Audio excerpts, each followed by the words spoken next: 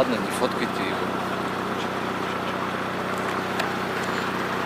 На совести все равно это останется. На совести же все равно это останется, правильно, да ведь? Давайте, убирайте камеру. Я уберу камеру, а что стесняетесь тут? Не, ладно, не провоцируйте. Хорошо. Тоже как бы, чтобы конфликтов не было. А вы как пассажиром, что ли, были, да? А где сидели? На каком месте? Сзади, впереди? А? Рядом на пассажирском. На пассажирском впереди? Пристегнутые были хоть?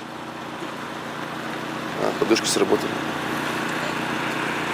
А водила-то куда убежал? Туда, что ли? На АЗС?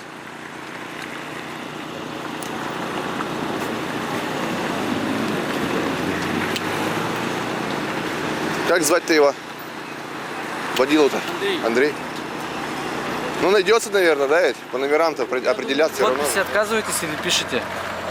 Согласны или отказываетесь? В наркологию ехать согласны вы? Нет. Отказываетесь? Не слышу. Отказываетесь?